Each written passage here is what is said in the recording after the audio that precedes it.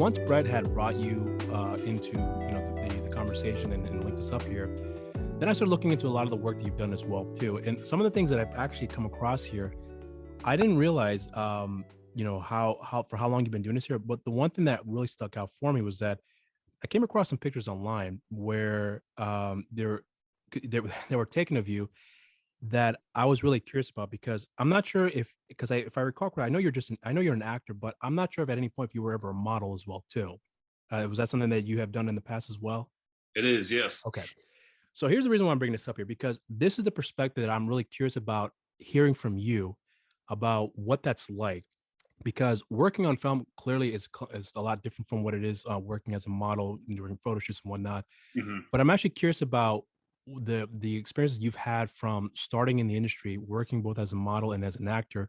But what's the biggest difference for you in coming from each of those respective fields that you felt like has either up the up your chances of working on other projects because you've had one area that you've worked in that people took notice of you and thought, we want to see if you could be interested in working on this said project because we saw a photo of you, we think you fit that look that we're looking for this said character here. So I'm wondering if a little bit like that has worked out for you in that respect because of the two different fields of career that you've had. Well, that's a great question, Rob. A good one to start off with. We're just Yeah. getting right into it. The short answer is yes. It's helped for some things, and I think with other things, it's a complete non-factor. So I started off acting, and I was acting for a while. And modeling, I only got into after quite a few years of acting, just off people saying, "Hey, you should, try it, check it out." So did a few like photo shoots, kind of sent it off, and that kind of blossomed into its own thing. But for example, I did this show called Homecoming, which Yeah. is on Amazon Prime, Yeah. with Julia Roberts. And I think the reason I got into the audition room was the character breakdown. If I remember correctly, my agents were the one who submitted me on this. The character breakdown was basically someone who matched my description. I think they said something about like super athletic, super fit or something. So my agent submitted a photo I had done for a modeling project as part of the submission. And so that's, I think, what got me into the audition room. So I'm wondering if I just had a standard headshot like most actors do, if I would have even gotten into the audition room. Now we could, sit here and talk hypotheticals all day, but Yeah. I think it definitely helped at least make that first step. Has it ever led to like a direct like booking or direct job? Off the top of my head, I can't think of anything, but I think it is definitely helped with some regards. But I would say 90% of the time, they don't really overlap. Okay. So then this leads me to the another question that I want to ask you, because because I'm really curious about, and I hope you don't mind me getting into this here, but I'm really curious about how the major differences when it comes to the career that you had in both sides of the field. So acting, and then of course modeling. When, for example, like let's say if the acting side of it dries up a little bit, you're going to auditions, you're not getting callbacks, but you're able to get the next gig for the next shoot. I'm not saying that, if one doesn't work out, the other one will, but what I'm trying to get is that because you have two things you can more or less fall back on here, I'm not sure if the audition process works the same for yourself when it comes to getting a spot to do a modeling shoot for a clothing brand or whatever the case may be. Mhm. Or is it completely different where they look at a previous work you've done and they say, we want you to work on this shoot for this brand that we're looking to set up here in the next coming months or whatever the case may be.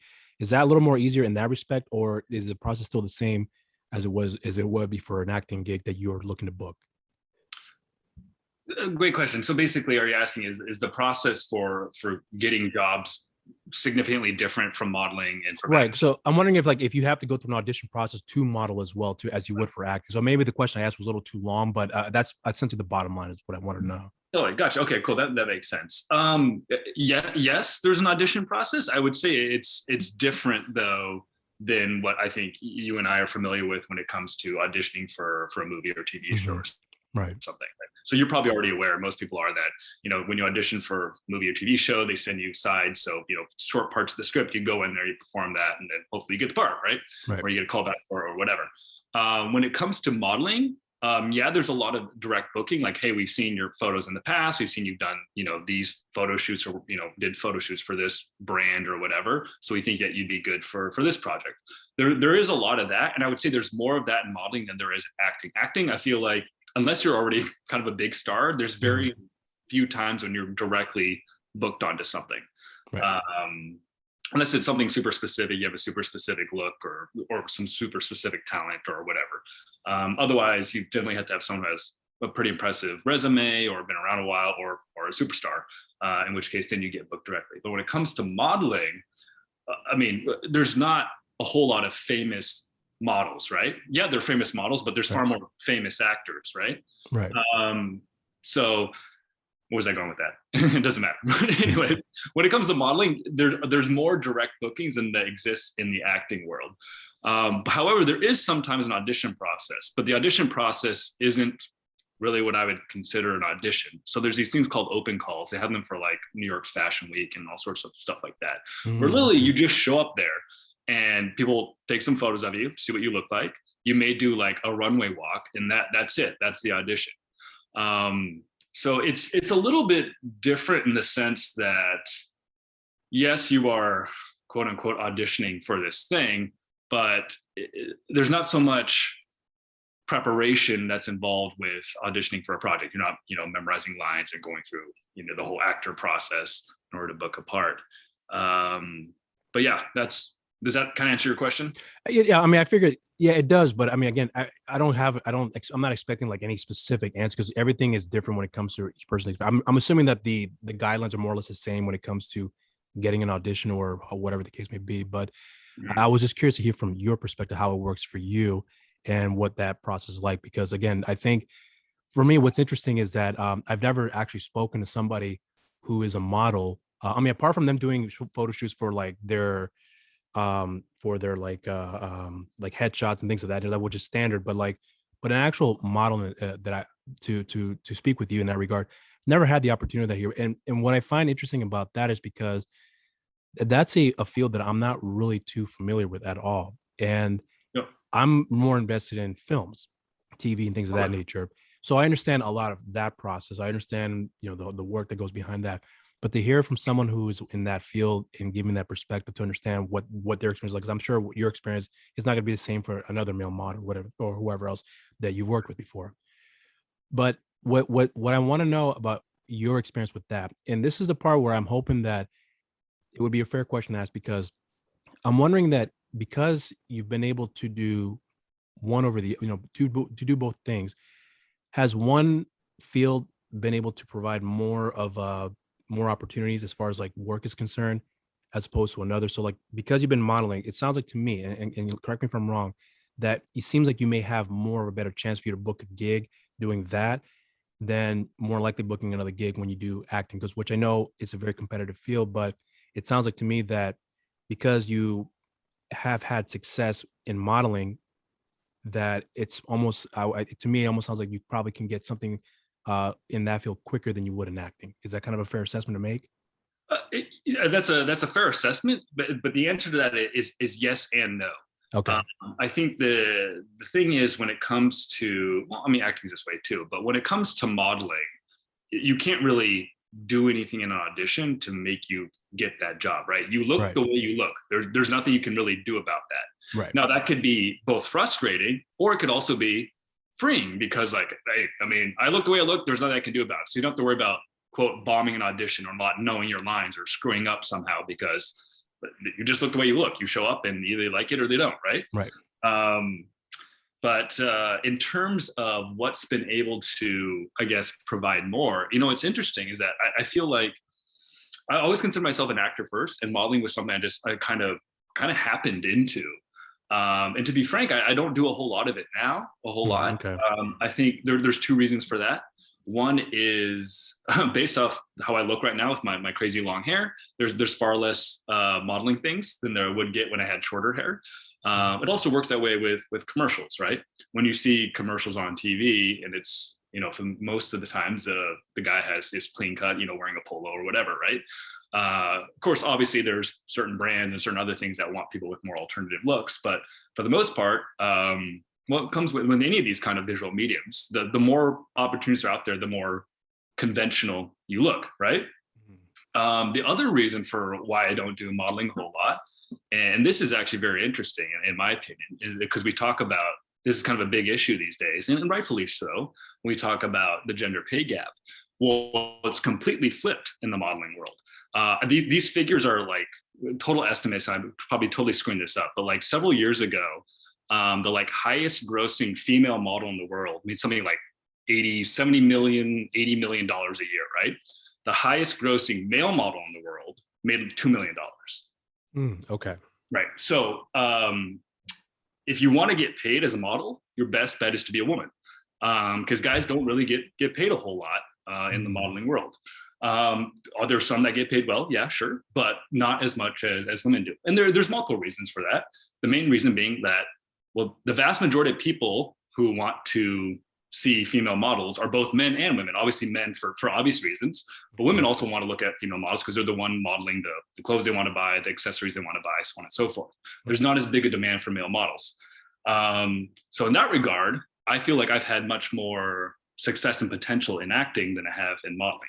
Modeling's fun, and I've had a lot of projects that I really enjoyed and got paid pretty well on.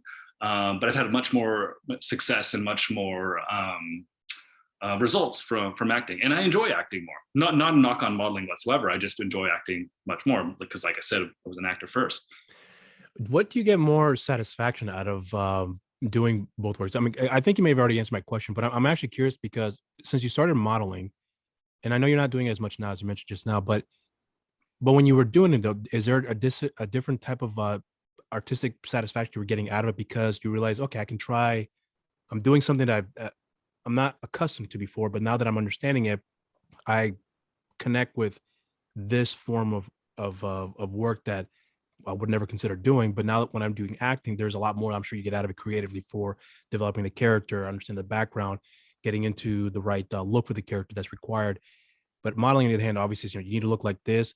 But I'm wondering if you get a different form of artistic sort of satisfaction out of that than you would probably don't get out of acting, if that makes any sense. That makes perfect sense. And I think, yeah, the answer is yes. And I think that applies to all art forms, and modeling is one of them. I talk about anyone who considers himself artistic, who dabbles in multiple different artistic mediums. They'll tell you that they get different sense of fulfillment from different things that they do, right? One guy paints, he feels a certain way. Another guy and the same guy creates music and he feels a different way, right? I think the same thing is with modeling and acting. It's telling stories. They're both telling stories in a sort of weird way. I think modeling is kind of this little snapshot about something. And maybe this may be unfair, but I feel like the breadth of stories that can be told through modeling are much more, there's not as many as there are in more film. Confined. Yeah. But it's still like, you kind of are part of this, for whatever it is, you're in this sort of this character, this moment of whatever it is that you're modeling, whether it's no matter what it is. And then I think the same thing with acting and with film and TV. I think film and TV much more so because it's more of I don't know what the word is, but not interactive, but you're bringing something to life in a movie. Probably get more invested from the audience as opposed to from, as you were saying. Yeah. Well, okay. So I'm curious about how your perspective has changed about the look of the industry, and I'm talking about the overall entertainment, and that's including both modeling and acting. But I guess if there's a two-part answer, you may be able to delve into here, because since you got into acting, you're seeing that it's not an easy path for a lot of people to take on. It's a very, very rough path, and sometimes it can be a very lonely path as well too. Modeling, on the other hand, I'm not sure I've heard stories, but again, every person's story is different. But I'm curious to hear from your perspective about going through the acting path here and then walking down the modeling path. Is there a distinct difference about how you looked at the industry in respects to the overall industry, or just modeling? There's things I love about it. There's things I don't like about it. Acting, there are a lot of things I love about it, but there are things I don't like about it. And what negatives outweigh more than the positives in each of those respective fields that makes you decide that, maybe this is better for me as opposed to doing this here because I don't like the politics or the hurdles I have to go through to be able to maintain a more consistent career down this route here. I hope it's a fair question, because I'm certainly not trying to imply something negative out of here, but I'm just curious here from your perspective, what you've taken from it that maybe changed your position about how you look at things for what's best for you in your career. I get what you're saying. Well, I think with every industry, there's going to be things that you like about it and things you don't like about it. You ask anybody who works in the industry, they'll tell you the things they like about it and things they don't like about it. I think the same thing is it applies to acting and modeling. There's things I love about acting. There's things that are sometimes frustrating. There's things I like about modeling. There's also things that are frustrating. Mm-hmm. So it really it kind of depends. And I think when it comes to creating art, creating these kind of things, it's a mixed bag. It kind of depends on the project, right?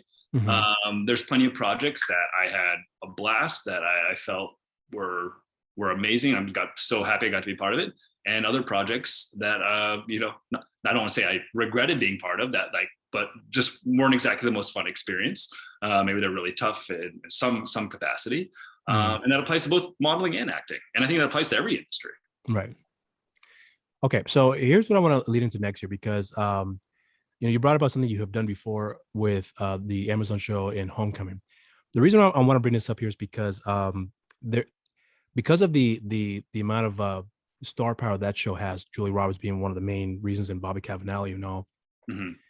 when you end up booking that gig, I don't know if, because I know it's very common for a lot of actors to sign NDAs, but the level of secrecy with certain projects that you are being a part of, let's say, for example, let's say it's nothing of that sort of, or that as say for Homecoming, or in this case, even I know because you worked on Picard at one point, but being a part of those projects where there's a lot of high profileness behind them, and being able to book a gig for each of those respective shows, the amount of secrecy that was involved, that you cannot say X, Y, and Z because who you're working with here and what the potential success of the show you may get out of this here. Being a part of that and signing on to those projects there, did you ever feel overwhelmed about, that this could potentially change, this will potentially change everything for me, in a lot of ways for the better, or feeling overwhelmed that, the amount of secrecy that's behind all the work that you have to do, where you cannot say anything about it until this day, once they start releasing the promotional stills or whatever the case may be. So I'm curious to see what that perspective is like for you, and the amount of the level of secrecy that one show may have over the other, where you thought Homecoming was very secretive that I couldn't talk about, but now I'm on Picard, this is a whole different level of secrecy that I have to get myself adjusted to, because I didn't realize that, there was more involved with protecting this brand as opposed to Homecoming in that case. So I'm hoping that if you can clarify for yourself what that experience is like for you, getting deeper into the field where the work is now becoming a lot more secretive because of who you're working with here and the property you happen to work on as a result of that as well. Right. Well, I think there's a couple things to kind of address there. I think, well, when I was younger, I think there was a lot more internal freaking out when I would get something big on this, to work on something big. And then I think not that there was a letdown, but I feel like once something is completed, once it's out there, and people have had a chance to watch it and react to it, and then you realize it's not like my life has suddenly magically changed for some. I'm still me at the end of the day, no matter what, right? Right.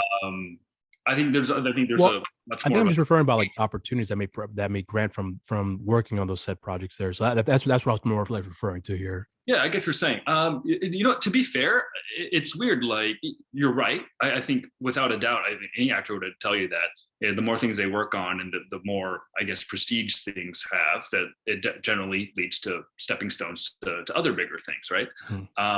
What's weird is that it never really something that I focused on or really considered that much. I kind of saw it as like, oh, this is a really cool thing I get to be a part of. I'm glad to get to be part of it. Maybe it's paying me well, or someone's in it, that it's going to be big, it's going to be seen by a lot of people or whatever. But I never really got, I guess, consumed with like, okay, what does this mean next? Does this mean I'm going to blow up on something else or whatever? I think maybe I had occasional thoughts of like, okay, yeah, maybe this will open up some more doors. But I think I never really had a thought of like, this is it. Here we go. Like, now we can finally get cracking. That I still don't even have that. I don't know if I ever will. And I think if someone pursues that, I don't know if that's the best way to go about it. Because I think if you'll talk to any major stars, there's dips in people's careers, right? Yeah. That's kind of the nature of this business. You could work on something for a year, be part of a TV show, and then next year you get absolutely nothing. So does that mean you're on the decline? I don't know about that, right? So Mm. I think that's a roller coaster that'd be dangerous to get on, because and I think that's also probably why a lot of people burn out and get sick of this industry, because it's a roller coaster, and it messes with your emotions, messes with your head. It's messed with my head, my emotions when I was younger and over the years.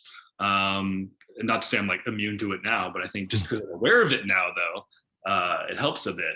But when it comes to like NDAs and secrecy with shows, it's super weird. I can't figure out a rhyme or reason why some shows are super, super secretive and some are kind of laissez-faire with things.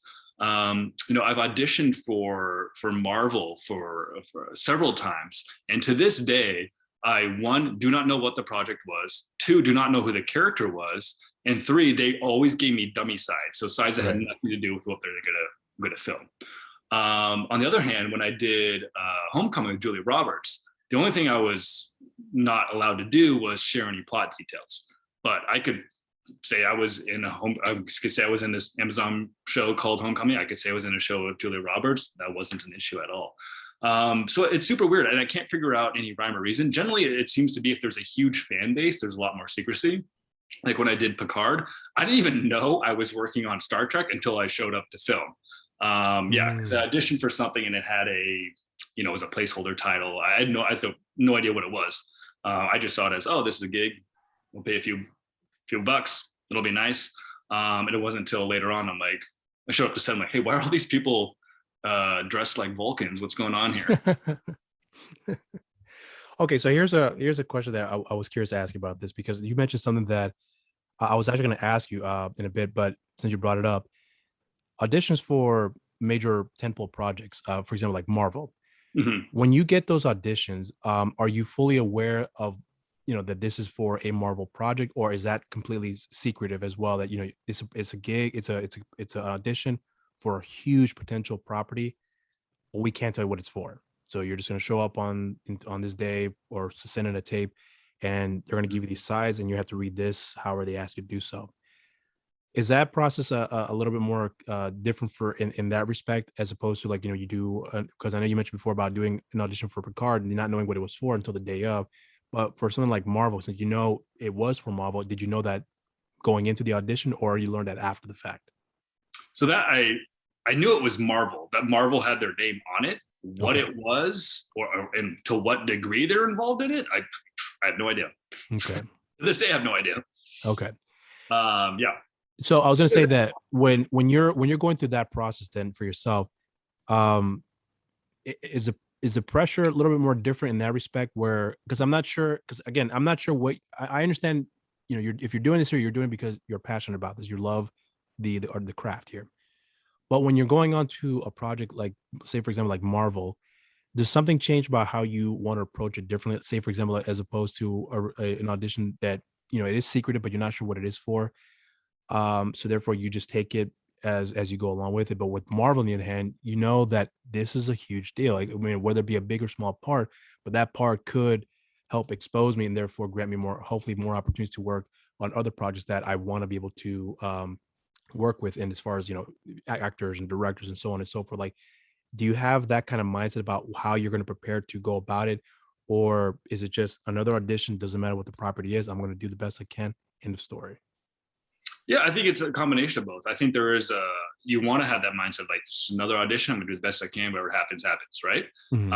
But I think though, when you see certain names or certain studios attached to it, of course, I think you have this sort of internal feeling of like, I want to be good at this. Mm-hmm. I think the only issue is when you come to things like where you don't know what the project is, and the script you got isn't going to be the real script, and the character they gave you to read for isn't going to be the real character. It presents a different type of challenge. And sometimes it can be freeing because, like, I have no idea what the heck they want, so I can't be wrong, right? And sometimes it's frustrating because, like, I have no idea what the heck they want, so what if I'm giving them the wrong thing? So you can, psych yourself out all day about these sort of things. Whereas on the flip side, if you know exactly what the project is, you know exactly what the character is, again, it may be helpful because, like, okay, I know what they're looking for. Hopefully I can deliver that. And at the same time, it can be frustrating because, like, oh my gosh, I know what they're looking for, but I'm just worried I can't grab that. So the short answer to everything in this industry is, like, it depends. Okay. So this leads me to another thing that I'm curious about with yourself here, because so you're going through, the arduous process of booking gigs, and you get lucky where you book some pretty good gigs where you're working with some great talent out there.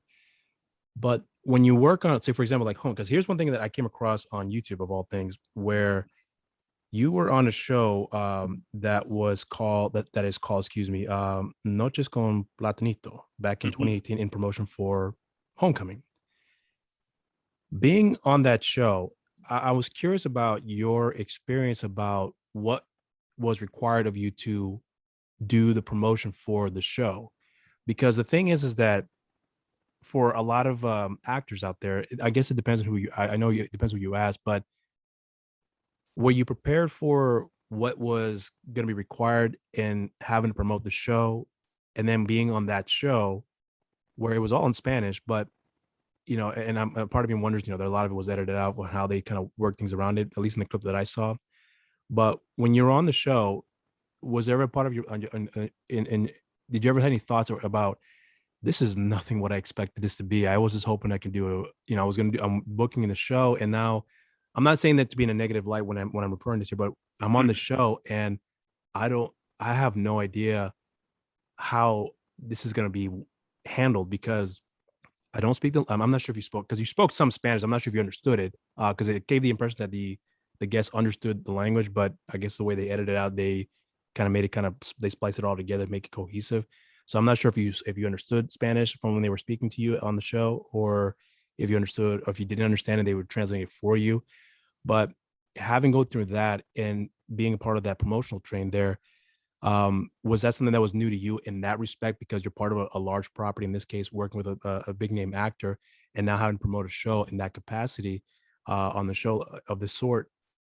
Has some of that changed for you about how you looked at yourself, or looked at how the industry works in that regard, and how the promotional train works here? Because I'll be frank with you, when I do talk with guests on the show, I, as much as I want to help promote the work, which I do, but I'm more interested in learning about the person, not necessarily much about the product. Because if I can learn about the person and what led up to the product and their take on the product, that to me is much more interesting, the journey leading up to the product, than the actual product in itself, if that makes any sense. So I'm curious to see about your perspective on how that came to be for yourself, and having to go be a part of that promotional trend, if you will. I hope that's not a long question, but I hope you understand where I was coming from with that. Interesting. And I appreciate it. I agree. I think those are much more interesting. I think they have much more weight to them when you talk about these kind of things.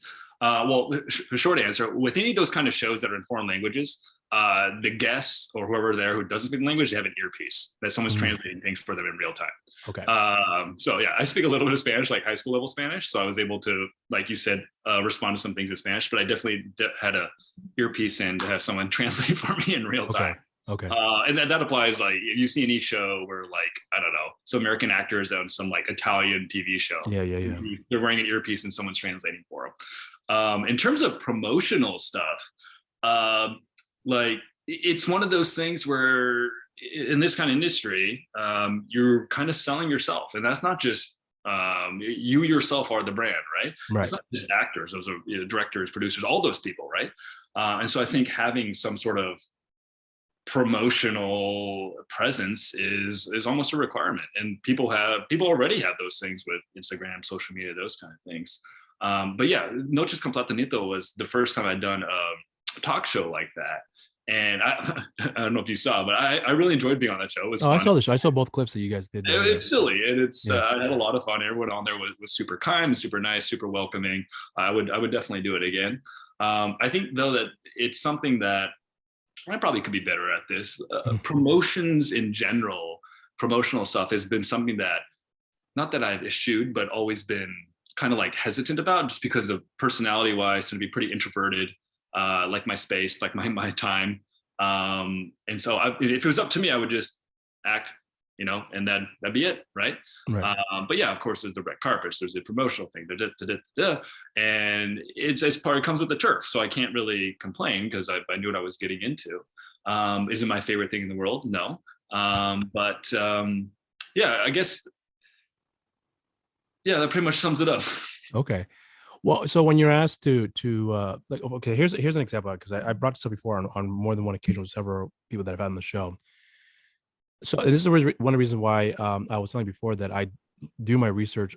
I did my research with you about what has been asked, what hasn't been asked before, because one of the biggest things that I have a problem with a lot of interviewers, and again, this is just me, and I understand why they do this here, but it's like if someone has been doing this for such a long period of time, and if they can, whoever's in charge of doing the research and booking the guest, what has been asked of them, what have they already talked about before, and and when they've been asked those questions, how do the said guests respond to those questions after, especially if they've been asked more than once. And I'm sure there are a lot of actors who don't have a problem answering those questions over and over again because they understand that's the name of the game, and they've developed the skill to be able to respond where it seems very authentic rather than being generic where you're just copying pasting what you said 5 interviews ago. Totally. But for yourself though, I'm sorry, what I was leading to was that because I like to do my research on who I'm speaking with here, it's important, at least for me, to see what's already been asked of them, because the last thing I want to do is have them to repeat the same thing over and over again when they've already had answers questions 5, 6 years in a row already. So having for you to go through that promotion in that regard, do you, now that you've experienced it to some degree about how that the level of a promotion where you are being asked questions about the show that you're going to be a part of or the movie you're being a part of, and then having asked the questions like, well, how did you get into acting? How old were you when you first started? Where are you from? Things of that nature. If you're going through that process again and again, having experienced it the first one around, what was that for yourself? What was that like for yourself? And then now going through the whole process, for a number of years now, and being, if you're going to be asked that again, knowing full and well that's going to be the case here, how do you prepare yourself to be able to go about and not giving off a repetitive answer, or giving a repetitive answer, but not to make it sound redundant for yourself? So that way, whoever's watching it can at least be intrigued and invested with what you're saying and what it is you're talking about here. Yeah, that's a great question. I don't know if I have a quick answer for that. I think that comes with the turf. I think actors, celebrities are used to that in general. Sometimes they get annoyed with it. I mean, you've probably seen famous interviews where like some celebrity gets annoyed at some question that someone asks because I think, I don't want to say names, but someone, a famous actor said like, haven't we already talked about this? When Oh yeah, I think 95% have already done that. Yeah. yeah. So I don't know. I mean, since I've only done one, I can't really comment on it. Like if I had Okay. to do this every single week, what would it really be like? But I kind of liken it to, I mean, I guess it's not a whole lot different than what musicians or stand-up comedians do, right? They have to travel around the country, play the same songs over and over, do the same jokes over and over. What do they do to make it not seem repetitive and that they're just robotic going through the motions? Hmm. I guess it's different for everybody. Do you feel like that? Again, I hope this is a fair question to ask you because I'm really curious, because since you're coming from a position where you haven't done it as well, because I think I was in the impression that you did a lot more, maybe because I didn't come across here, but if you were asked in this case, hey, you worked on this project here, we need you to do a set of interviews with a lineup of these uh, um, of these companies here that are going to want to ask these questions, but you're going to get 5 minutes here with each Mhm. of those people. And again, the questions they're going to ask you are going to be like, so tell me what it's like to get into this character, and I think there's a callus that some people have to develop to be able to get to that point. And if some actors, I could tell that I've never done that before, and you can tell it. Okay, so I saw the interview beforehand where they were asked the same question. Now they're kind of like flabbergasted where they have to answer the same question again, and they're almost like, it's not to come off as being dismissive, but they're almost like, do I repeat the same thing again all over? So if you were to go through that for yourself and seeing other people do that as well, do you feel like you would be better prepared in having to handle that so that way you don't tire yourself out? Because I understand these promotional things are very, very difficult to do. I think a lot of people take that for granted. We're like, oh, they're just being asked a couple questions here and there for a few minutes, 2 hours at a time, but those 2 hours can wipe you out. Totally. So I'm wondering if you have a preparation about learning how to deal with that if it were to come to that point for yourself. That's a fair question. Well, I think it's different for everybody. Some people absolutely love that, right? Right. I think there's just like there's some musicians that love to tour all year long, right? And Right. there's some musicians that tour once every 10 years because they can't stand it, right? And then they disappear and then write their next music. So it's different from person to person. And I think you have to recognize if you're going to do this, this kind of comes with the turf, right? Mhm. And in terms of finding ways to, I don't know about make it fresh, but finding ways to, I guess, be okay with it and continue to put on happy face, for lack of a better way of saying it. I mean, I guess that's why we're actors, right? Yeah, yeah. But so obviously some people feel differently. And I think also, I mean, not saying that I would do this, but I think also certain people get to a certain point where they have the clout to say no to those kind of things, or say yes to the things that they are okay doing and no to things that they don't want to do. I do know that certain actors that have been part of franchises or TV shows that had quite a big of fan followings, typically like sci-fi or whatever, Mhm. they go to fan events, and some of them hate it, some of them love it. Right. Most of them, they get paid for their time though. Yeah. And yeah, some of them love being there, love talking to fans, love talking about the movie, the show, the story, whatever. And some of them are just, you know, counting down the minutes so they get out of there. As someone who kind of considered myself a nerd, like I would love to be there talking about sci-fi stuff. So I think it depends, right? And I Right. think you have to recognize that this is, and you got to kind of roll with it. What is the biggest hurdle that you had to learn to overcome when you got into the business? Because I mean, apart from having to deal with, you know, moments of dry spots where you're not getting booked, and you have to find other ways to be able to take care of yourself in the meantime to then until you find the next gig. But Mhm. apart from that, though, what's the biggest thing you had to learn to overcome that I wouldn't say, well, maybe it's the best way to ask, you maybe have taken for granted or probably didn't take notice of it before, and then now you've had the experience where you realize, you know what, I should be focusing more of my energy on this rather than on this, because this is not going to lead me anywhere in respects to the career that I want to pursue here. So I should eliminate this and therefore focus more on this. Like, what's kind of the process for you to that you realize that what's going to work and what's not going to work in that respect? In terms of career, or in terms of like myself and how I feel about things? Well, in terms of yourself and how you feel about certain things with respects to your career. I get what you're saying. Um, let's see. Well, for me, it was I think it was two things. One was a mindset thing of I don't know how else to say it other than learning to not care. And I'm not Mhm. saying that you're not putting in effort or you're not trying hard and you're not going out there and, you know, pounding that pavement. But I think you need to detach yourself a certain level from expectations. I think it was in Buddha himself that said that, you know, expectations are what cause suffering, right? So, and that applies not just to the industry but to our lives in general. So I think so many people had these expectations or desires or pin like sort of pin their hopes on these things. Like I need to book this role because that means this and this is going to happen. If I don't book this role, then everything's going to come crumbling down, right? I think you need to completely detach yourself from that kind of line of thinking. And I think I had a little bit of that when I was younger. I don't think I ever had it that bad. Hence why I'm still here, because I think most people who feel that way, they burn out after a little bit.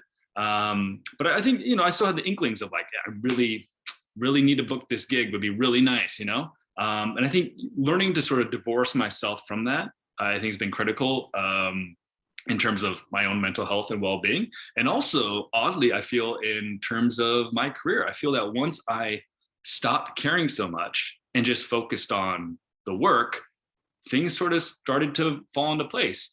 Am I still on that roller coaster where sometimes there's a lot going on, sometimes there's nothing? Yeah, of course. But I think even Bryan Cranston said that the big shift for him was when he stopped caring so much about booking parts and making money and all that, and just focused on doing the work, which is, okay, you get these sides, you do the audition, and that's the work. You let it go. So I have this rule that, okay, that doesn't really happen so much anymore because auditions aren't really happening in person anymore. Yeah. But when auditions were in person, I had this rule that once I finished, once I had driven 3 blocks away, I wasn't allowed to think about it anymore. That's it. Can't think about it anymore. Whatever happens, happens. Mm. Now, once I do, because it's all self tapes now, I had the rule that, okay, once I submit it, after 20 minutes, I can't think about it again. So Mm. I think what's been helpful for me. And in terms of, sorry, what was the other part of the question? I'm trying to remember now because I No, was there was thinking about what something you else I just said said. right Oh, there. the other thing that has helped me um, in terms of my mindset and my approach to my career was balance, finding something else besides this to do. Now, for a lot of people in this industry, that would mean that they write or they direct their own stuff or whatever. For me, I had to find something completely unrelated to this field. I think doing so has been monumentally helpful in so many different regards, in my mental health and also in terms of how I see things. I think it's also informed my work a little bit. But I think that's also helped get me to the point where I stopped caring so much, because my worth and my focus and how I'm spending my time and things I like to do isn't now completely dependent on acting and whatever happens with that. Now I have all these other things that I'm focused on, that I'm working on, that are important to me. Okay. Now, so this leads me to another question that I ask in regards to the setbacks. So, for example, because you've had, and what I mean by success is that, you've been able to book a gig, and then as a result of that, one thing may have led to another, or maybe not led to another project, but led to other opportunities in other areas that you didn't necessarily expect here. But as a result of that, there are some things I would imagine for yourself, and I'm not, and I hope you don't mind me asking this question, but Mhm. certain sacrifices you have to make. So for example, if you get a gig and it turns out with the gig you're gonna get, it's gonna take you away from home. As a result of that, certain events that are recurring, birthdays, weddings, whatever the case may be, you're gonna be away from your loved ones, family, friends, things, right? But because you are doing what you love, I'm wondering for yourself if the time away from your family and friends, if and I'm again when I'm asking the question, I'm not asking for you to delve into your private life here, but I'm curious about how that has an effect on yourself with your loved ones, where they may have thought of, you knew this was going to be happening, and yet, but or we understand this is, this is the name of the game, that you are going to be booking a gig, and if you did, you may not be around here for that, so we get it. Or is it a little bit of like, what, you knew ahead of time, and yet you screwed us over? I'm curious to see how you learn to deal with that in that respect, because you're following something you love, and I would imagine that you're also very unapologetic about it as well too, because if you really are passionate about it, you're going to do it no matter what. But as a Mhm. result of that, there are going to be some things you're going to have to sacrifice in terms of time away from family and friends, where in times where it would be very important for you to be a part of, if that makes any sense. Yeah, it makes perfect sense. And I think that's a lot of actors will tell you, that's maybe, especially ones that are doing well and that are working consistently, they'll tell you that that's maybe the biggest challenge, is being away from whatever it is, whether it's being away from family or being away from other things that they'd like to be doing. Like for me personally, like last year, I'm currently in grad school. I had to delay my graduation a couple semesters because of work. That's not that serious compared to all the horrible things that can happen to people's lives, but that just Mhm. tells you that, yeah, like sometimes you have to put other aspects of your life on hold. To be fair, I think that for most people who well, a lot of people in a lot of different industries have to sometimes juggle that, right? Right. They're slogged down with something at work, and now they have to consider, okay, what does that mean for these other things that are important with my family, kids, or whatever. I guess for me, luck, like I my partner, my girlfriend, like was able to visit me on a couple of my projects that I worked on last year, so that was very helpful. But yeah, otherwise, you're spending sometimes long times away from home, and I think it's important to, well, for me, like when I was younger, I think I had a lot more difficulty accepting that this is just how it is. I think I wasn't good at sort of, um, how can I put it, like how other people react to me. I definitely would take personally. Like I was in a relationship, and my partner would get like deeply upset that I'd be gone for something. And then I would internalize that as like it's somehow my fault. And I guess it kind of is, but Yes. it doesn't necessarily mean that like I've done something horribly wrong, right? Right. Right. This person knew I was an actor, and they should know that this is what happens in this kind of work. This is what comes with the turf. So I think it's important that if you work in this industry, that you surround yourself with people that understand it. Yeah, of course, someone could be bummed that you're not going to be there for an important event. Of course, yeah, I'd be bummed too. But I think to be able to understand it, empathize with it, I think is also critical to make sure you find people like that and include them in your life. Okay, so here's something else that I'm also very curious about your perspective on this for yourself, because given the amount of time you've been dedicating to this, to this work here, where you're, you know, acting and also with modeling as well, the amount of time you've sacrificed being away from your loved ones, friends, and family, but then you do the work. And I guess this is kind of a two-part question, but I'm going to ask just one question first, and I'll lead to the next one here. But the first question that I want to ask is that you put in the work, you're proud of what you've done, and you're happy that people are going to be able to see this here, TV show, film, whatever the case may be. Then comes the critiques. Someone comes in and says, this was not very good. But when they criticize, it's not they're not being the critique is more dismissive. They're being really blatantly rude in a lot of ways. This was awful. This sucked. It was terrible. It was the worst thing I've ever seen. Right. Things of that nature. But you know that the amount of work that everyone put into the project. And yes, maybe there might be something, yeah, this could have been done a little bit better, but we had no time, we did the best we could. And that's the nature of the beast. Right. But understanding that process for yourself and then having someone else come in and criticize the film or the show that you've done, and they're saying some things that are extremely dismissive, in a lot of ways very disrespectful. In your mind, you think you have no idea what you're talking about, because if you had known the amount of work that we actually put in here, we put in a lot of work, and removing the fact that we take time away from our families, that removing that, but just put in the work, and everyone did the best to their ability here. And then because of some critiques, that does hinder a lot of people's ability to be able to move on with the next one, because the show wasn't very well received, or the film wasn't very well received. And the result that, the movie didn't do very well. I mean, it made money, but not many people liked it. So we don't think we're going to move on to the next one here, because if this is going to be the general consensus for the next project, we're not going to be able to move forward with that, because I think a lot of people don't realize that those critiques matter, especially when you're looking at IMDb and whatever the case may be. Having experience there for yourself on projects you've worked on and seeing what those critiques are like, how have you learned to deal with it? How did you first deal with it in the beginning? And then throughout the years, have you learned to develop the skills to handle it more or less better for yourself? Right. That's a great question. This is, we're going to get deep philosophical, emotional stuff here. I've always been good, and this goes all the way back to childhood, really good at detaching and dissociating from things that I wanted to detach from. The whole reasons for that. Now, that can be good or bad. It's good in situations where you want to not listen to the critics. But it can be bad in times when, like, hey, I really need to be engaged and listening to what's going on right now. And here I am completely just detaching from the situation. So when I decide not to care, it's really easy for me not to care.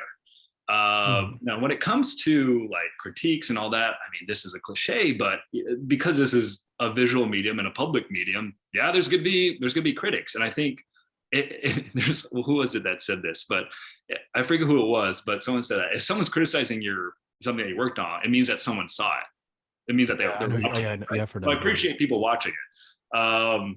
And in terms of, to be fair, I've been lucky that I haven't been the subject of anything like super, super nasty or anything like personal. Well, I guess we'll see what happens when that day comes, if that day comes, how I'll take it.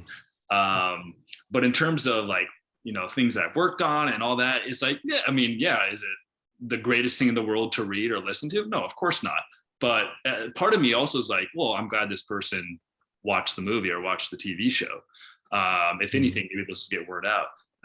There's that phrase of like, what, all publicity is good publicity, right? Yeah. So yeah, it's comes with the turf. So you gotta learn to live with it. But for you though, okay, so your perspective is that I can disconnect myself from that because I know how to move on from it. Totally. But from someone else, let's say for example, like a writer, director, another actor you've worked with on the project, and you see their reaction, what's your take on that, and how do you learn to communicate with them in that regard? Where if you're disconnecting yourself for the reasons you mentioned before, but seeing someone else who's not able to do that like the way you have, and they take it very personal, or maybe they're not taking it personal, but they're concerned about, well, this critique is going to ruin everything because I got this other project working right now, and they're counting on this to do very well in this respect, but it's not going to turn out very well. And you can see their concern, where it may not affect you directly, but it affects those around you that will feel those side effects there. So how do you handle that for yourself, if you have any experience in seeing somebody in dealing with that way? That's a great question. To be fair, I think as an actor, we were not as tied into things like producers, writers, directors are like that.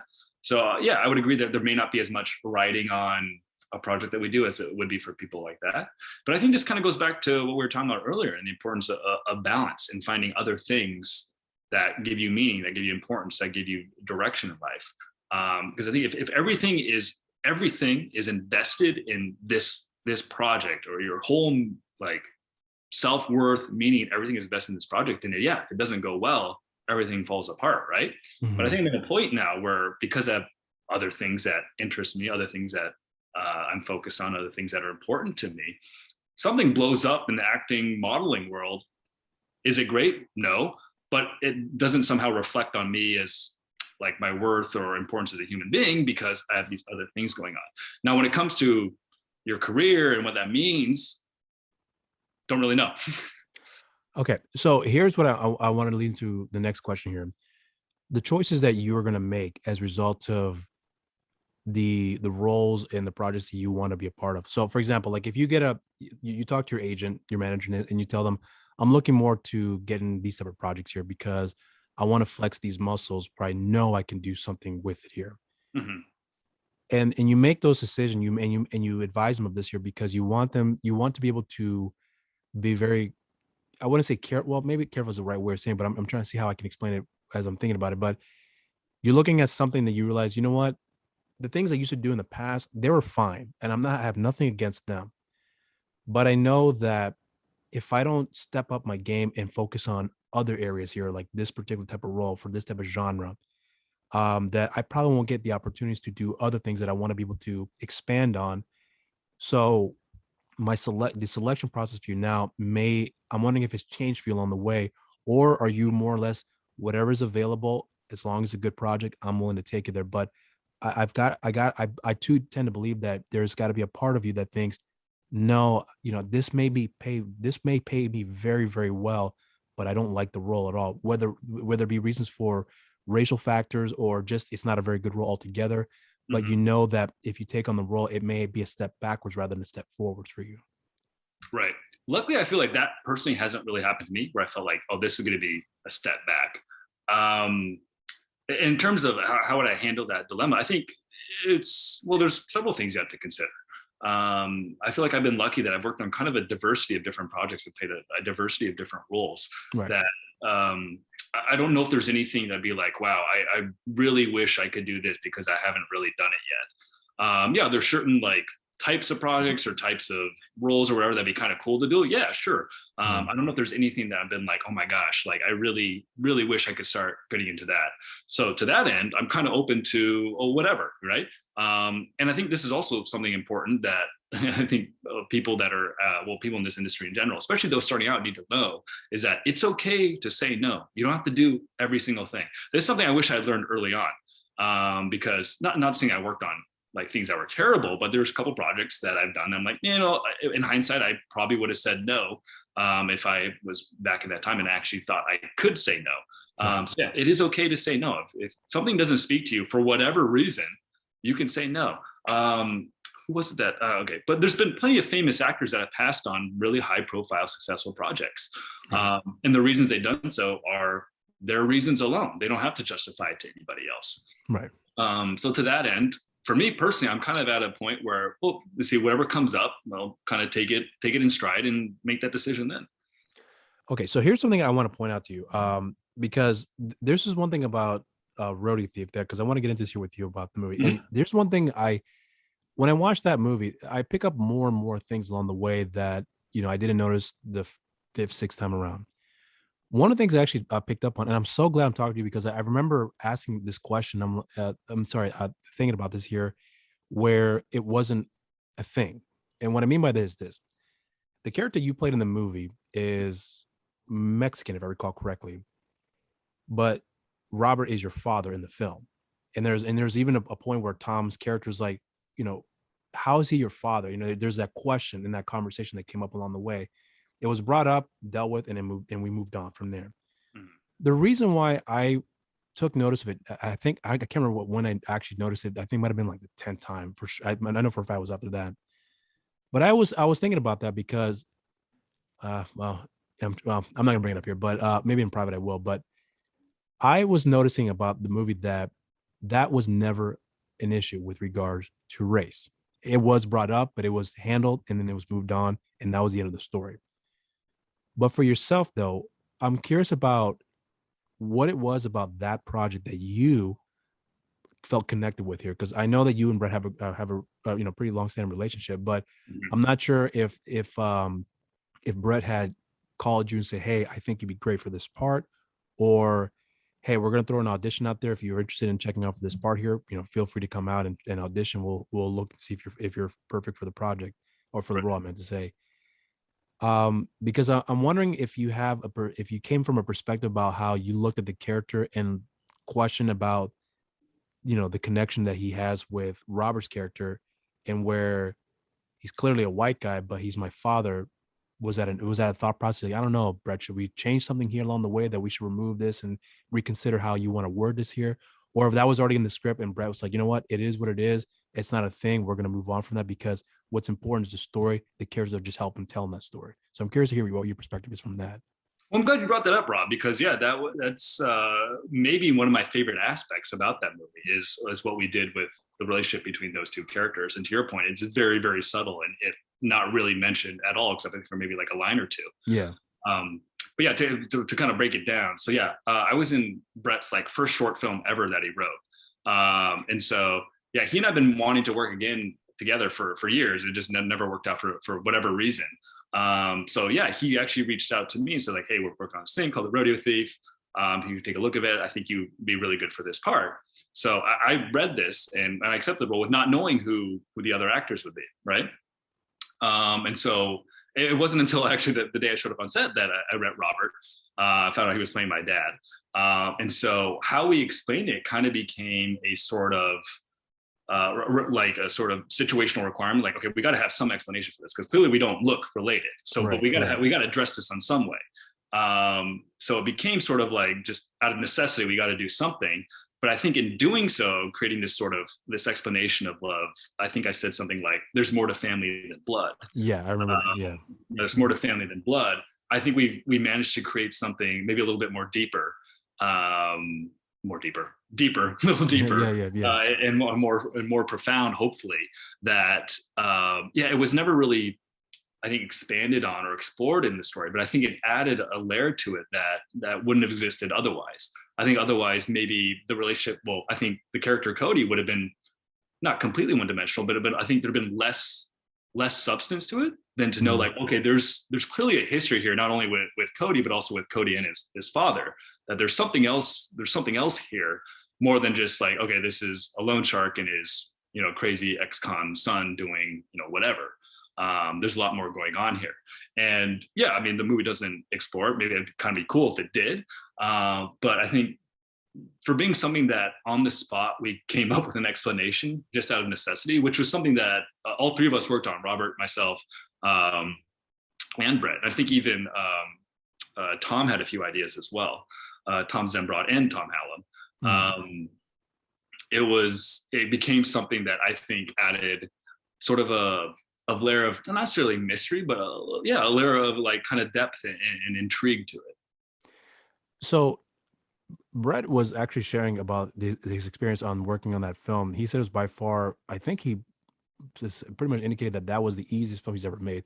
Easy in terms of like, not having to deal with a lot of the problems he may have dealt with other films as well too. But for your experience working on the set, do you agree with that notion as well, that it was a pretty smooth process for everyone to work on the set together without having to deal with some of the other bullshit that may come with working on a production?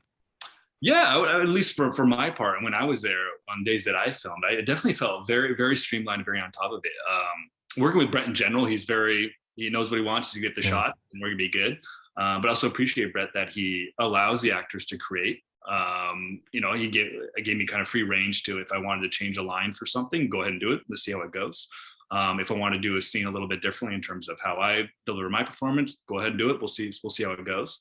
So I really appreciated that. But yeah, and I'm not quite sure why it was the case, but yeah, it definitely felt very streamlined. There weren't any days that were like crazy long or crazy, like things went wrong or anything like that. Yeah, it's just a testament to Brett, his crew, and the actors showing up and getting it done. I'm curious about how you look back at yourself. And what I mean by that is like when you look back, I'm not sure if you look back at your at your work. So in other words, TV shows, films you've done. Do you go back and look and see what you've done? Like, see how you progress from when you first started to where you are with yourself now. Um, I'm not sure if you, and when I ask a question, I'm more referring to like how you may analyze yourself and how you look at how you may have, I was a little too green here. Maybe I could have done this a little bit better. Or maybe you just look at, you know what, I love this project. I'm so proud of it. I can watch it and remove myself from it and not realize that I'm in the movie because the project was really, really good. It speaks for itself. So I don't have to force myself to separate myself from that. Or are you one of those actors that once I'm done with the project, I may watch it at premiere, then after that I'm moving on and I don't look back on it again. So what's your take on that for yourself when you look at when it comes to your the amount of work you've done up to this point? Yeah, that's a fair question. I think, to be honest, it's kind of a mixed bag. I think there's things I've definitely like, I've done, I filmed it, I watched it, I'm good, I can let it go. And I think part of that is because, yeah, I tend to nitpick myself. Any actor who doesn't is a liar. And also, I would say any actor that says they don't like watching themselves on TV is a liar too. Of course, why would you say that? Why would you say that? What? Why would you say that? If so, then why are you doing this? There's really no other explanation. Okay. Yeah. Otherwise, you would do community theater. If you really liked acting, but you don't want to see yourself, you do community theater, right? Right. Okay. Yeah. Okay. So any actor who says that I can't watch myself on TV, like, yeah, you may be uncomfortable because you're nitpicking yourself, but they like it. All right. So they like watching themselves on TV. Okay. And I think this is actually more of to your point, kind of a testament to the project is that, projects that I'm proud of, that I really enjoyed, or I felt like were a good story or had, good reception or whatever. Like, yeah, I happily watched those more than once. There are others that not because that they're necessarily terrible, but just because either I didn't connect with it as much or it didn't speak to me as deeply as certain other projects. Like watch it, I'm like, yeah, okay, and then kind of can let it go. And this kind of maybe goes back to my tendency to detach from things, but like I have a tendency also to like forget some of the things I've done. Like just the other day, someone asked me if I was in a TV show, and I thought no way, I had never even heard of it. Turns out I had been in it. There's something to that regard as well. So healthy separation can sometimes go too far, right? Okay, so here's one thing I'm curious about how you learn to navigate yourself in the industry right now, because I'm not sure how much of the industry has changed for yourself when it came to, apart from the auditioning process, which 95% of the auditions are all done on tape, which was the most common thing I've heard from everybody. Well, everything is done on tape. You don't have to worry be in the room. And if you do, it's far in between. Yeah. But for yourself though, what have you noticed has been one of the biggest changes apart from streaming, apart from the auditioning, but something else that comes to mind about how you look at this is never going to be the same again? Because when I first came in, it was like this. Now that the years have gone by, this changed, and therefore this will never be the same for me again, or for anyone in the industry, actor, writer, director, whatever the case may be.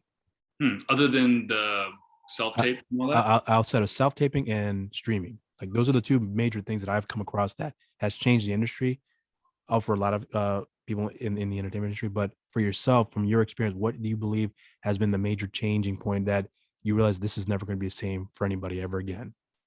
That's interesting. I don't know about same for anybody ever again, but outside of those two, because those two have definitely been major changes, the streaming and also the self-taping, how, yeah, like 95% of things are done remotely now. Rarely are you going into an audition room in person. Outside of that, I would say, and this has actually been going on for a while, there's been, how can I really describe this? But the focus is on, and understandably so, is on creating content and making money rather than making art. And that's why there's an impressive independent circuit that creates some interesting films. And there are certain, I think, studios that are trying to break this mold a little bit. But I think for the most part, there is this sort of mindset now of like how it used to be. And this is what I've heard, by the way, so I could be completely wrong. This is what I've heard from certain studio people and producers, is that how it used to be is that if you came in with a great script, and you had so-and-so was attached to it, a studio is going to make it. Cool, let's do it. Here's the budget, go ahead and shoot away. But how it is now is there's certain molds you have to fit based off of the time of year. So if you've ever been to a movie theater recently, do you realize there's always a horror film, there's always a rom-com, there's always an action, there's one of everything, right? Yeah. There's a reason for that. So they make movies based off what will fit into these sort of molds for when they'll be released, right? So let's say you have some, I don't know, you have some amazing World War II script that you come in to the studio and you say, hey, can we get this done? Then they look at their calendar like, sorry, our war films are booked up for the next 5 years, so no, we're not going to make it. That's what I think has changed. And I think back in the old days, you talk to any of the old timey people who have been in this for a while, they'll tell you like, yeah, back in the day when a movie like was a good script and that it had a so-and-so star attached to it, they were going to make it. It didn't matter. But now it's like, okay, does it fit the calendar that the studios have laid out? Now, this is changing a little bit with streaming, to your point, and with independent movie studios. But I think definitely like when I was first starting out, that was definitely the case. Interesting. So you talked about independent studios here. Here's the thing that I've noticed lately here. And I don't know if I asked this question before, and if I did, I don't know if I asked it very in depth. I'm hoping you can answer this here coming from an actor's perspective here. Because there's so much content out there, and there's a lot of streaming platforms, like Tubi's been a big example of that, where I remember Tubi from a few years ago, it was showing a lot of like B-rated stuff, and there's a few films here and there that might be considered like top tier, cinematic releases. But lately it has been night and day from what it was when I first came across it a couple of years ago to what it is now. Now we're getting a lot more mainstream movies that have been released from last year that are now that are released on the platform here. But as a result of that, I noticed that a lot of it has changed because more and more people are clearly watching Tubi than they probably were 3-4 years ago. The point I'm getting at is this: because there's more opportunities for a lot of filmmakers to get their work out there, a lot of production companies are able to get movies, a lot of investors are able to put in more money into some productions out there, and more than likely, or at least I wouldn't say more than likely, but chances are 5 years ago when they couldn't get they weren't confident getting the return on their investment, they're probably realizing, we can actually get more money back now because we have these platforms available where we can get that money back. Totally. From your experience though, do you feel like there's a bit of an oversaturation where anyone and everyone can do this here? And because of that, it's difficult to filter out, who is able to get their projects on these platforms and actually get an investment return. But what I'm trying to refer to this question is that, and I'm hoping I'm fair when I ask the question, the quality of the film. So if you make a movie for $500,000 and it's got a good set of actors on there, but the movie's not that great, but it got their money back. And that's the consistent, trend that we're seeing with certain projects. But then every once in a while, you get a really good project out there that has great actors, great story, great directing, but somehow, some way, it's slipping into the cracks where most people are overlooking them because these other films are, just fitting are taking the top billing, if you will. So it's a very difficult thing to learn how to do the proper marketing, which is another thing I think people don't realize, that that's what really does count as well too. If you can market the film and appeal to the mass audience that you can reach out to, you're more than likely going to get some return, but that also costs money as well too, which is another thing that people don't realize is an added factor as well. Yes. So my question to you is that, from your perspective, working on certain projects where that, okay, this we're more like get on a certain platform, but the platform they may be getting on, I don't think is going to get the attention where it could get an audience. But because these other films that you mentioned before, certain seasonal films are getting more and more attention, this film is not going to get the attention that I believe it deserves, that would definitely appeal to the mass audience, or at least a certain niche audience where we can still get an investment return. But how do you feel like that has also changed for you as well, and how everyone is able to get something out there, but it's all about meeting all the check marks that's required for them to get the film out there. And as long as they meet those check marks, they're going to be able to get their work out there, as opposed to a filmmaker who's really working from an angle where they're doing something that's never been done before, or maybe has been done before, but they're adding their own flavor to it to make it their own identity, if you will. So I hope that wasn't a long question to ask, but there's a reason why I'm leading up that, because it's not an easy thing for people to understand, and getting your perspective, I think, will be unique to see how you feel about that.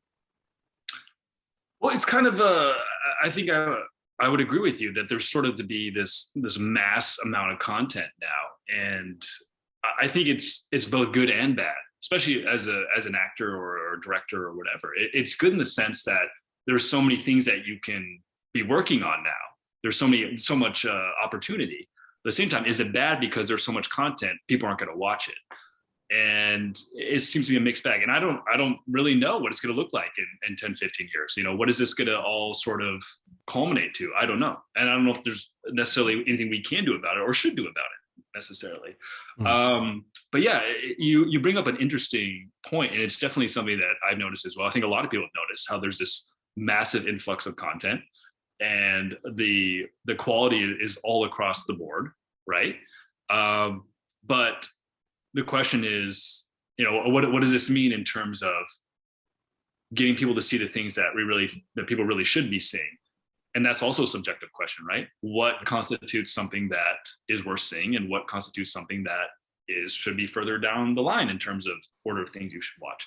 I don't know. And I don't know what this all is going to amount to in the future. Do you think the taking on risk is out the window now, where studios and other independent studios or production companies, distributors are not willing to take on a risk where they know that if you put on a movie out there that it's good, but no one's going to watch it. But if you put on a movie that features a group of monsters, where more than likely we can sell in these respective markets now, because there's an audience that people will go out of the way to watch these movies. Do you think those days are over with now, from what you can from what you're gathering from your position there? I would say yes and no. Okay. I think yes, in the sense of, like, if we know this works, Marvel, we're going to give it all the budget it wants, right? Because we know it's going to work, right? And we'll kind of forget about these other projects. But at the same time, there's, like I mentioned, there's studios out there that, yes, they'll take the risk, but they'll kind of hedge their bets, right? So they'll be strategic about how much money they're willing to give a project. Like, I was just talking to a buddy of mine who's writing a feature, and he's in talks with one financer who's willing to give $2 million for his project, and he wrote the script thinking he was only going to get $50,000. So this is huge, amazing, great news. But there's a flip side to that, and because when someone has money involved in something, they of course want more say over it, right? So he's navigating that. So I would say there's less risk in the sense that people are going to go with what works. Of course, makes sense. But there is still some risk out there. Just people are making sure to hedge their bets. But I think that's always been the case. But yeah, maybe there's less so that now than there was in the past, because like I said, people have a calendar and they have a formula and they know it works. Why stray from it? So do you feel like, by the way things are going for you right now, well, at least in the industry right now, when it comes to major studios in both the film and TV side of it here, and also working on independent projects as well too, is there a similarity about how these two studios, in a way, independent and major studios, how they look at things the same and how they look at things differently, for in your perspective, how you work, since you worked on both sides of the fields there? Do you see a distinction when it comes to how they look at the market and what would sell and what doesn't sell? I'm sure there is. I've wondered about this for years, because I can't really picture or put together a sort of a pattern or a sort of logic behind certain things. Because I think we all admit that we've seen things that were like, how the heck did this get made? Or why did anyone put money into this? And then we see, like, small independent films that are absolutely incredible that they couldn't get, anybody to give them any money. So they did the best they can, but it's still incredible. So yeah, it's both. Okay. Do you also think that the way things are changing for the industry, because again, streaming platforms is one of the major factors here, where it literally changed the landscape of films, where you have actors who would never do television are now doing television. Julie Roberts being an example of that. I'm not saying she would never do it before, but there's you know that she's such a high caliber star that for her to be on a TV show, you have to really make it worth her time, because they're devoting months and months out of her time to work on the project. But nowadays, where the actor's name is no longer able to sell the film anymore, and then you have to do group casting. Well, we've got Julia Roberts, but we also got Robert De Niro, and then we also got this actor and that actor, and then that would generate more interest. So we've got these actors, but in this capacity where they're working on a television show, well, that would then generate more interest because, oh, I've never seen these actors on TV, and I'm more interested now to see what they're able to pull off because we're going to see a long form storytelling that we've never seen them do before, actually, ever. Right. Because of that, do you feel that the days of name power for a star having their name on a project, outside of a few actors like The Rock, for example, you can put a name on, he put his name on the movie 9 times out of 10 they'll sell, but or even to some degree Ryan Reynolds. But even if you put Ryan Reynolds' name in theatrical release, maybe not so much. But if you release it on a streaming platform, more than likely you'll get more hits on that than you would in the theaters, depending on the project, of course. Right. But do you feel like that has also changed? That that's something we'll never get back again because the days of the stars power on a marquee somewhere will no longer exist anymore. I don't know if, in my opinion, I don't know if it's necessarily that the power of a star's name has lessened. I just think the way in which people prefer to absorb content has changed. So to your point, when you see TV shows that are headlined by these marquee actors, yeah, they're going to get a lot of eyeballs. I think there's been a shift where people, it seems like, of course there's exceptions, but seem to enjoy watching television more than movies, and I'm one of them. I think you can, for a lot of different long form storytelling, you can get into characters more, you can develop the story much more organically rather than condensing everything into 2 hours, right? So I don't think it's necessarily a loss of star power. I think it's a way in which people have preferred to consume content now. Like, what was the highest grossing movie on Netflix? The one with, oh my God, I can't remember his name, but it's the one that has The Rock, Ryan Reynolds. Red Notice. Yeah, Red Notice. Yeah. Highest grossing movie on Netflix, right? Huge marquee names, right? Yeah. And it's highest grossing or whatever, most watched movie on Netflix. So that's proof that there's a certain draw that these people still have. Yeah. I think just the way in which people prefer to consume content has changed. And we've seen movies where, like, I don't know recently, but we've seen movies where that tried to prove like, hey, you don't need movie stars anymore. People are going to still see it. And it's been a mixed bag. What was the remake of Ben-Hur, which came out, I don't know. Oh yeah, it came out. Yeah, I don't think anyone saw that movie, right? Because it was like, oh, we don't need movie stars anymore, but no one saw that movie. And then you have something like Red Notice, which is just on people's little TV screens, and it's the most watched movie on Netflix. So I don't think it's a loss of the star power hasn't been lost. I think it's just the way in which people consume content now has changed. And I think streaming platforms and studios are catching on to this when you see things like, I don't know what it's called, but like HBO having movies that are in theaters that you can now watch at home, right? If you pay like $20 or whatever. Yeah. So people are catching on to that. So it's just the way in which we consuming content is different. For yourself, what's one thing that you would not do in terms of a role that you would take on? And it could be for a number of different reasons. Maybe it's not something that interests you, but what's the one thing that you have realized early on, or maybe you picked up on later on in your career where you realize, I'm not going to be doing anything like this sort at all. This is going to be this is where I draw the line for me to say no to, no matter what the monetary rewards for this is going to be. The answer is always going to be no matter what. Right. Well, there's that old saying that everybody has a price, right? So it depends.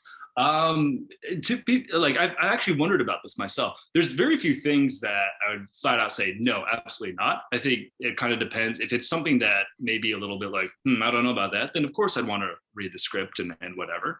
But yeah, I've had situations like that where it was a show I auditioned for that had a lot of sexual content, a lot of nudity. And I initially had a raised eyebrow. Not that I have anything against those things, but after reading the script, I'm like, this makes perfect sense in the world that it happens in. I don't think you could tell the story without it. So yeah, I would have no problem doing that kind of stuff. I think anything I can really think of is, I don't know, something that's like super like racially charged and important, where you need to be a person from that culture or race in order to fully inhabit that role. That's the only thing I would feel uncomfortable doing. I wouldn't say I would like necessarily say flat out no, because again, it depends. Right. But if it's something that I don't know, has something to do with like deep identity issues of a certain like race or culture, that's something that I cannot even ever fully understand, maybe that'd be something I would pass on. But yeah, that I can't really think of anything that just flat out like, oh yeah, if it has the F word in it, I'm not going to do it or something like that. No. To you, what's one of the most consistent issues that now for yourself that you see in the industry that you realize because Hollywood is. Here's the thing: social media has changed everything, and everyone has an opinion on the matter about anything that comes up that is to be considered controversial. I'm not asking you to comment on certain issues, but I'm curious about what it is you feel like that hasn't changed yet, that you feel like needs to change, apart from representation, apart from paying people equally, but maybe something that you realize that if there is one thing that you could change, it doesn't have to be anything controversial. It can be just general things that maybe the public may not be aware of here. And I'm not saying to reveal any secrets, but about auditioning process, or sitting down in a meeting and working out certain details to get a film funded. Like, what's, from your perspective, what's one thing that you feel like needs to change, that what you think could hopefully change the industry for the better, because this particular process has somewhat hindered it for other people that were not able to get certain projects off the ground, or maybe had, but there were restrictions in place, therefore they couldn't get the full vision that they wanted. I hope the question makes sense, and if it doesn't, let me know. But I can try to clarify. But I hope you understand where I'm coming from with that. Yeah, I think I get what you're saying. To be fair, I think there's a lot of things that I wish were different, and I think a lot of things are changing for the better. And I think the world we live in now, and social media and all those things have brought a lot of these things to light, and changes are taking place. I wish the changes had taken place long ago, but Right. they are taking place, and that's a good thing. And one of those is like, obviously the harassment, sexual harassment taking place, those kind of things on set. Obviously, finally that's being brought to light, and there's no excuses for it just because someone is a gazillionaire and is funding the project. There's no excuses for that. But also, and this is, I think, something that's still being worked through, because there hasn't yet been a completely, in my opinion, a completely beneficial solution yet. And that is, the working hours and working conditions for a lot of people. I think IATSE had that strike not long ago. Right. The IATSE strike. Is that Yeah, the one you're yeah. referring to? They came to a compromise, which different people have different opinions on. Right. Right. But yeah, you hear stories of people who, like, a woman who like recently gave birth, and then a week later she's back on set because otherwise she's not going to get paid, and she's working 14-hour days.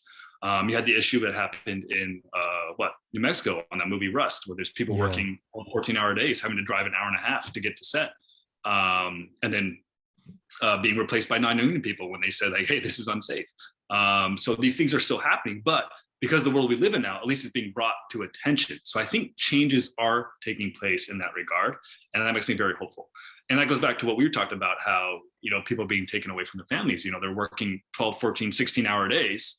How are you supposed to have a healthy family life, right? How are you supposed to have any kind of healthy relationship if studios require that of people? And I've also been something that I wondered why that's the case. Why is it actually economically better for a studio to pay all these people double overtime than to just make this shoot last a week longer? Like, I wonder what the math is on that. Like, does it actually make sense to be putting people through the ringer like this? I don't know. Because the only reason that I can the only reason that it would make sense that why the expectation is that we work 16-hour days is that it somehow saves the studio money, which does it really? I don't know. I'm not a mathematician. Maybe someone should calculate the numbers on that and find out for us. So yeah, I'd like to see changes with that.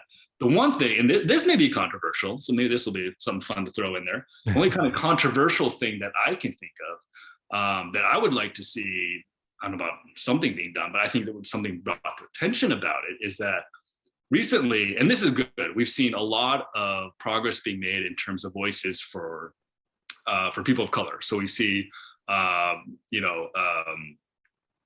Asian artists and their work coming up. We see like African American artists and their work coming up, right? We see things like Crazy Rich Asians, things like that, things that in the past wouldn't have gotten the exposure that they do now. And this is all great, and I love this.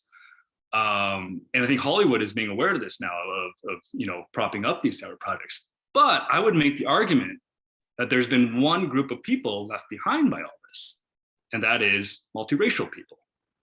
Hollywood, and also in communities of color, if you don't fit into a box, then you kind of get left behind. If we can't put you into something, then we don't really care if you have a place. So that's kind of the controversial statement I was saying. Because here's the thing: when's the last time you saw a movie that was about multiracial identity? I haven't. I don't remember.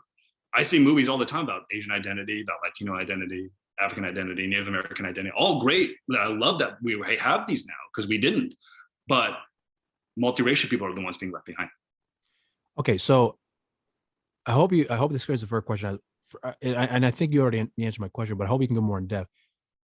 Why, in that respect, for you bringing this up here, is that really important for you? And the reason I'm asking here is for two things, because the biggest thing for a lot of people out there is that representation does matter, and I do agree with that. We have to see the proper representation for people of color, but to get from that mixed aspect of the racial side of things, I agree with you 100%. We don't see a whole lot of that. In fact, I actually talked to a guest not too long ago in Alexandria West, who's a psychologist. That's her specialty: biracial culture, bicultural thing, all that stuff. She's doing a whole study about that as well too. And we had a really in-depth conversation about that, on why that was really important for her to delve into that, because she herself is her father's white Canadian, her mother's Indian, and she shared her background as well too. I never considered that until I had the conversation with her. So the fact that you happen to bring this up here is really, really interesting. But if you can go more in depth about why for you that's really important to tell that story, and for anyone else who may be dismissive and say, yeah, well, what do you mean by mix? Because I made this joke a long time ago with somebody. It was a joke, but someone told me once, and because they were Caucasian, I'm mixed, and I'm like, what are you talking about? Norwegian, English, Australian. What do you mean by mix? Because I was throwing that as a joke. Right. But what I failed to realize, no, I have Italian, Native American, I have this, and I was like, oh, I didn't realize the extent of the racial, the mixed racial aspect of this person's background here, because I looked at the skin color. That's when I realized that I'm kind of where I fucked up. They were cool with me, but again, for someone like myself at that time who made that comment, there's gonna be a million more out there like that as well too. Right. So I'm hoping that you can delve more into about why, to you, that's really important to delve into and showcase that for the mass audience. Right. Well, for obvious one, I come from a mixed background, so obviously this speaks to me. But I think multiracial people are one of the fastest growing minority groups in the United States. So the fact that they don't have a voice really is interesting, because I think if we look at, and there's nothing wrong with this, but for most people that are multiracial, that are actors, they tend to play people of a very specific race, right, even if they are multiracial, right? And I don't blame them at all. I mean, you take what work you can get, I think. But I think it's important to hear the story because, like I said, there's a lot of multiracial people in this country now. And if anything, that's going to be the future, right? The whole world's mixing, right? Yeah. In 500 years, we're all just going to be a different shade of beige, right? So I think it's important to have this story because, well, I think also the challenges with this is that when someone's multiracial, because we can't put them in a box, we don't really know what to do with them, right? And it's not like multiracial people have, 1,000 years of history, like, yeah, I see you know what I'm saying? People from like ancient Aztec communities or African communities or anything like that, right? So we don't have a whole lot of content story-wise that we can really do with it, which is fair. But I think there's a lot that we can comment on about the sort of being stuck between multiple worlds and not really knowing where to fit, if we could fit in any of them, and how a lot of multiracial people deal with imposter syndrome, feeling sort of torn between these different identities, not feeling part of one, kind of feeling part of the other, but not really feeling part of it. And I think there's a lot that could be explored there. The other flip side to this, and I'm not saying we advocate this, is Hollywood's in this sort of mindset right now, which I think is good, is that we want authenticity, right? We want people telling these real stories, which I agree with, but that leaves multiracial people out for the most part, right? Because, I mean, how many multiracial movies are there about multiracial identity, right? Or where it was important that the character is multiracial? Rarely, right? So the flip side to this, though, is you can make the argument that, well, should it just be that as long as it's done with respect and sensitivity and it makes sense, should anybody be allowed to play anybody? Which, I mean, I think there's an argument to be made to that as well, because then the importance of the stories being told is still there, but we're still opening it up for everybody. Because I worry that in focusing so much on, and this can get controversial here, focusing so much on our cultural identity, our racial identity, while it's important, and I think we should, are we now creating new walls? That's the one thing I worry about. Okay, here's something that because I brought this up with my conversation with Alexandra here too. I'm not sure if you're familiar with the story, but I mean, you saw Argo, I would imagine, correct, with Ben Yes. Affleck. So, for anyone who doesn't know, that's actually based on a true story of Tony Mendez, who was a CIA agent. In that conversation that I had with Alexandra, I had told her that when I had learned that a lot of people were upset that Ben Affleck had played the part of a Mexican because his name is Tony Mendez and Tony Mendez is of a Mexican background. Right. And I was like, well, at the time, I didn't think much of it because I've met a lot of Hispanics who are Caucasian. It's not uncommon. But when I looked into the background of Tony Mendez, this is the part that was really interesting for me too. And Alexandra brought that up because she has that background for herself, which was that Tony Mendez, his father was Mexican, but his mother was Caucasian. But the thing was for him was that once his father, I believe he had passed away, the Hispanic community that he was in, because of his father, pretty much outed him. You're not Hispanic enough, or whatever the case may be. So you hear these stories about that, the very same people that us, because I'm Hispanic, we want that representation, but we don't hear the stories about the same people that we come from, or from my background, also out somebody else here because you're half blood, therefore you don't matter or you don't count because you don't speak the language or whatever the case may be. What Tony had said as the years have gone by, he said when they asked him, what's your take on a white man playing you being a Mexican, I don't have a problem with it at all because I never felt Hispanic. He told his story why. So I have no issues that there's a white man playing me in the film because I have no connection with the Hispanic culture, despite the fact that he does have a Mexican lineage through his father and he has a Hispanic last name. But there's that disconnect where because he was outed, he never had that connection. Therefore, he never felt being a part of the community. That's a story that we don't hear about often at all because the very same people that want that representation also have people in that community that do the exact same thing that other white people are accused of doing as well too. Right. And I agree with you. That's a very controversial thing because it points out the flaws within the community that we all live in. Black people are not like that. I know, but there are some that are. Hispanic people are not like that. I know, but there are some that are. So is it a very difficult thing to delve into because then you're going to paint a negative light in some people's eyes. You're representing us in a bad negative light, but those were my experiences growing up as a kid. So yeah, I'm going to share that story. But who's going to be willing to play those Hispanic characters to make those say those horrific things that had said to that mixed kid growing up? And I think that's something that we haven't gotten up to that point yet as a community as a whole to share those stories because you are exposing the darkness that comes within that community as well too. I've had plenty of conversation with, especially with Alexandria, where my own, when I growing up Hispanic, I do speak Spanish, not the greatest, but I can speak and I can understand it for the most part. But there have been times where the very same people that I have grown up with here were using me and then criticize me. Why don't you speak it better? Well, why don't you speak English any better? You've been living for 25 years and you're needing me to translate for you. Why don't you learn to speak English? I don't want to. Well, then I don't want to translate for you. And then I'm the bad guy. We don't hear those stories.